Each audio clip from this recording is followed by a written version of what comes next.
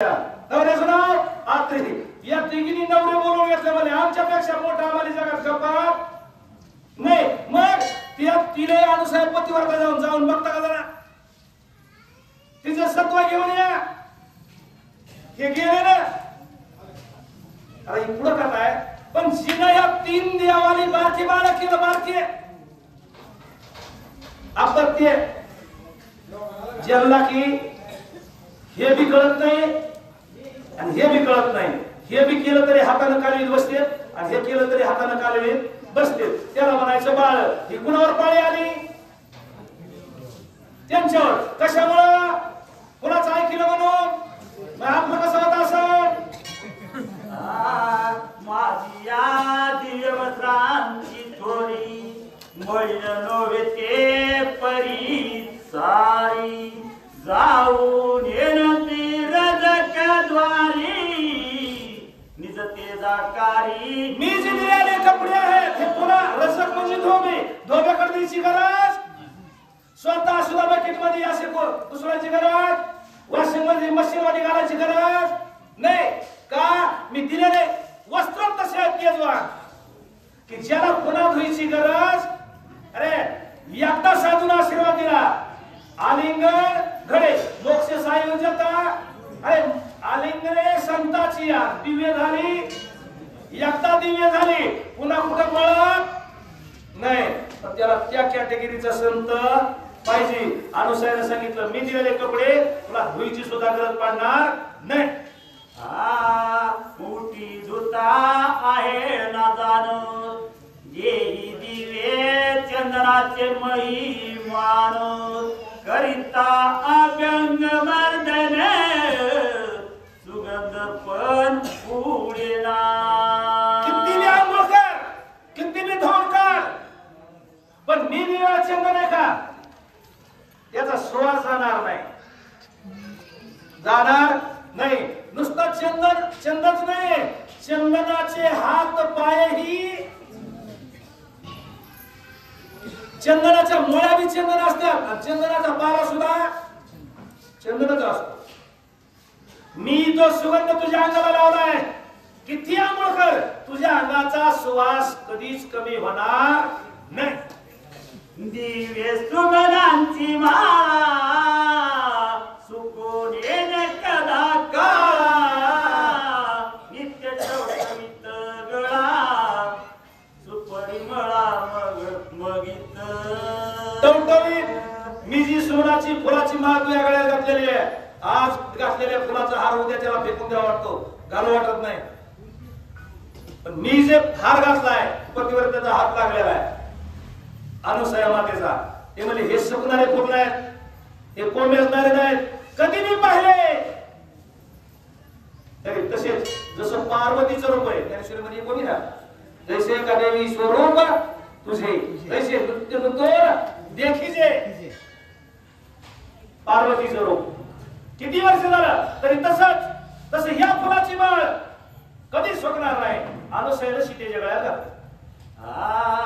सीते सावध परीयसी तू मला प्रसाद पावलीसी तू जवळ नाही राक्षसा पासी निशंक होसी निर्भय. हे सीता तू भाग्यवान आहेस तेव्हा तू मला माझा प्रसाद तुला भेटलाय.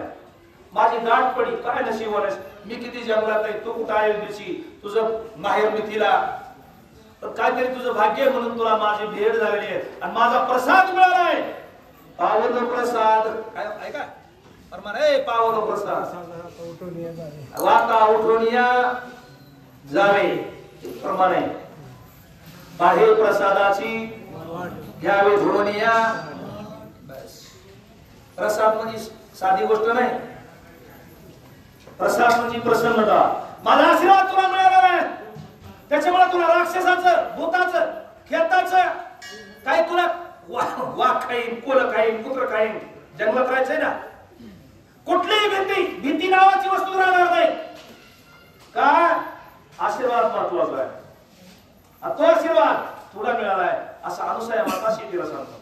वियोग झाली रघुनाथा वियोग न बाधित तुझी सीता पूर्वा पर पूर्व कथा होय सांगता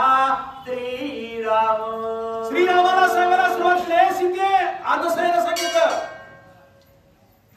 जरी तुझा आणि तुझ्या पतीचा वियोग झाला, वियोग होतच असतो बघा. वियोग हा कुणालाच होतो. ज्याला प्रपंचात जीवन जगायचे, ज्याला संसारात राहायचे, कुटुंबात राहायचं, त्याला सुख आणि दुःख समानच मानावं लागते. जिथं सुख आहे तिथं दुःख असणारच, आणि जिथं दुःख आहे तिथं सुख असणारच. सीता जरी तू रामाची पत्नी असलीस, तू स्वतः लक्ष्मी असलीस, तरी तुला दुःखाचा सामना करावा लागणार आहे. आणि दुःखाचा सामना केला मी तरी तुला दुःख बाधा होणार नाही.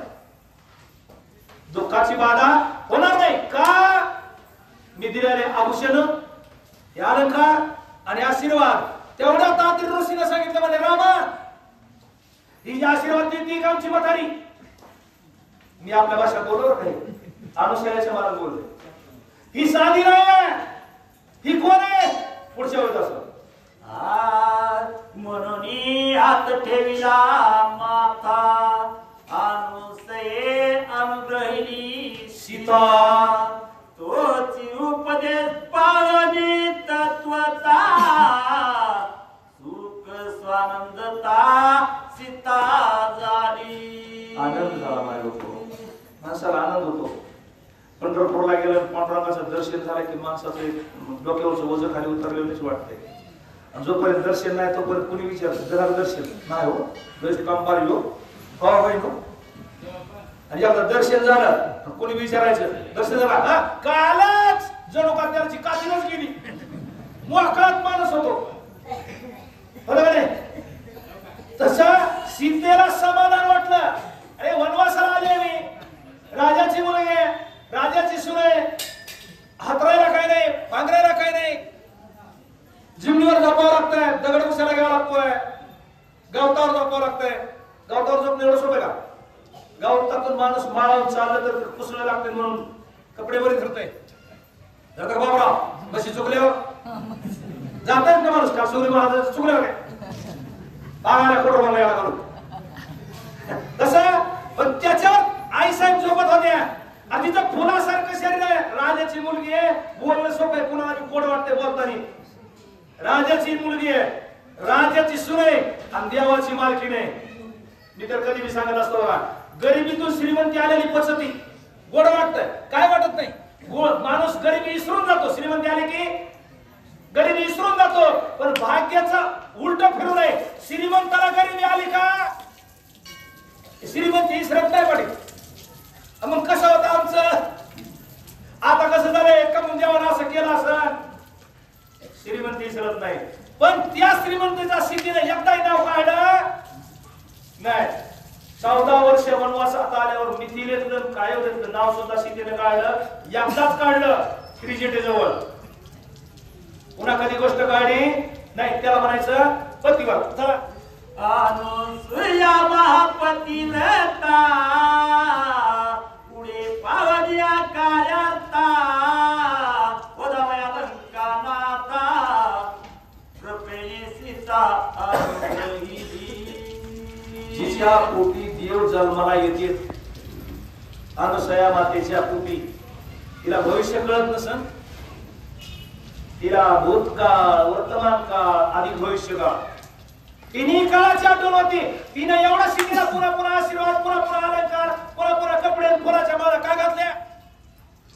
पुढे ही भगवंत करणे आहे.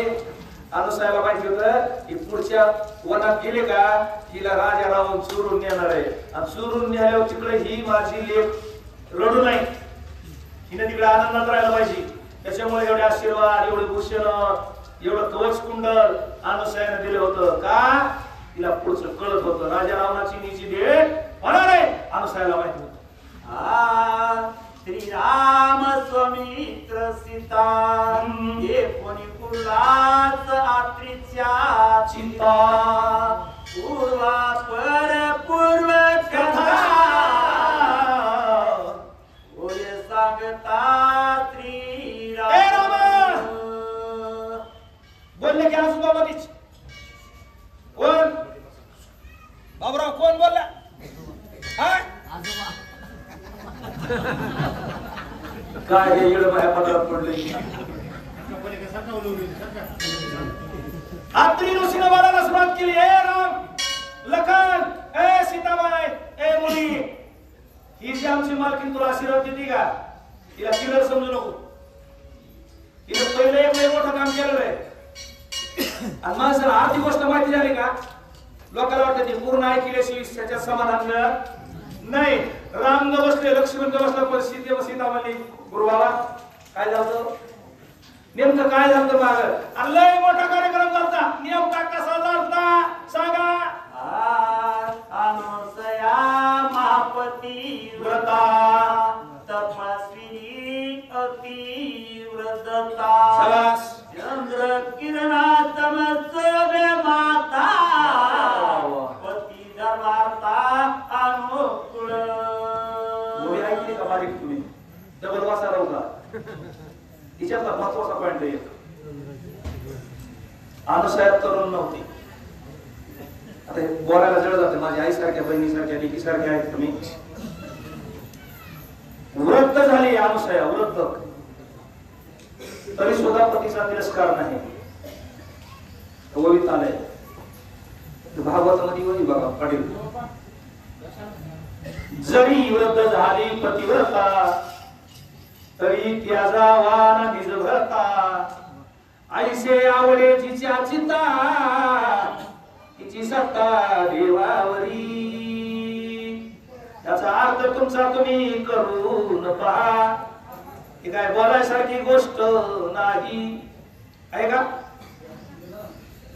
अरे वृद्ध झाली तरी सुद्धा जी तरुणपणात माझी सेवा करीत होती तीच आज करते पतिव्रतेचा निर्णय हो जी तरुणपणात पतीची सेवा होती ती आज सुद्धा तीच करते ह्या वयात जी पतिव्रता ऋषीने पण मला तर माझं असं मत आहे की मालकीने म्हणा माझा नवरा लय चांगला आहे आम्ही इकडे रामायण सांगू सांगू मिळालं आमच्या मालकीने घरी गेला काय लोकांना रामायण सांगतात तुमचा आधार मोठा राहणं पाहिजे महाराज तुझ्या घरच्याने तुझ्या नोकराने तुझ्या घरातल्या शेजाऱ्या पाजाऱ्याने म्हणलं पाहिजे वा वा महाराजच आहे अरे जी माऊली पतिव्रता आहे तिने नाही म्हणायला पाहिजे तिच्या नवऱ्याने म्हणायला पाहिजे बायको आपले नाद नाही करायचा नाव काढायचं नाही विनोद नाही ना नवऱ्याने बायकोला शाबासकी द्यावा आणि बायकोनं नवऱ्याचं नाव घ्यावा त्याला म्हणायचं राम लक्ष्मणाची राम सीतेची जोड अरे त्या ऋषीने सांगितलं माझी बायको वयस्कर झाली आहे पण माझ्या सेवेला अजून सुद्धा कुठं पोचराई नाही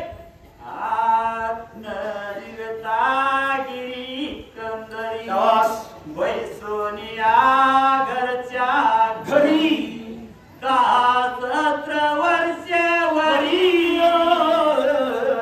हिची तपाची थोडी अगाध ए रामा लक्ष्मण ए मुली सीते माझ्या बायकोनं तप केलंय कोण सांगताय अत्रि ऋषी कुठं देव धर्माला गेली नाही कुठं गिरी कपाटात तप करीत बसली नाही कुठं दिंडीमध्ये गेली नाही काय मला दिंडीमध्ये जात्यात नवरा आपलं पीठ घेऊन दुसऱ्याच्या दाराचं अय ताई भाकरी करून देता का हात पुढे गेली बाई गेली ती देव पावन का देव हानी अत्रि ऋषी सांगते कुठेही गेली नाही माझी बायको तप करीत बसलाय जप करीत बसलाय काहीच करीत नाही 10,000 वर्ष तिनं फक्त तिचा देव एका देव देव दोन्ही देव कोणता देव फक्त पती मला देव समजलं 10,000 वर्ष माझी सेवा केली काहीच केलं नाही तिनं मी उठ म्हणलं बस म्हणला हे म्हणला नाही नाही अशी माझी 10,000 वर्ष सेवा केली आणि तिचं फळ तिला काय मिळालं घरचे घरी कोण तप आसा पुसावया करसी संकल्प ऐक त्या तपाचे स्वरूप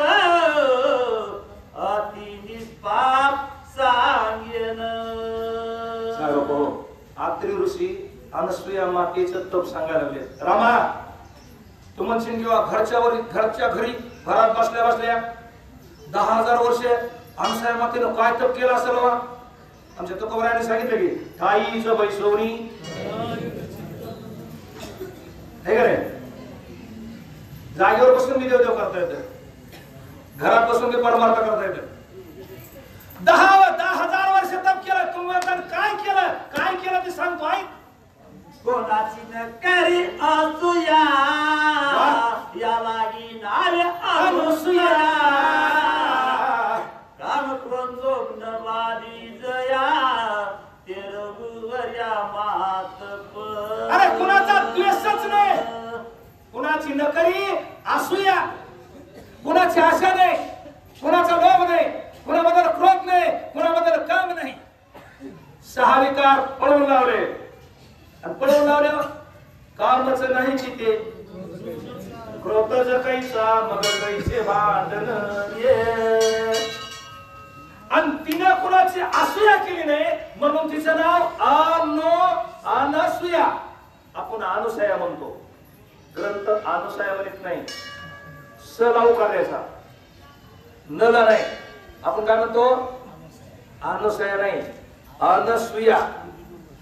म्हणजे जिला कशाचीच आशा नाही अशी अनसूया. आणि तिनं असं तप केलं कुठंही इतकं सुद्धा मन दुसरीकडे लिंबू दिलं नाही.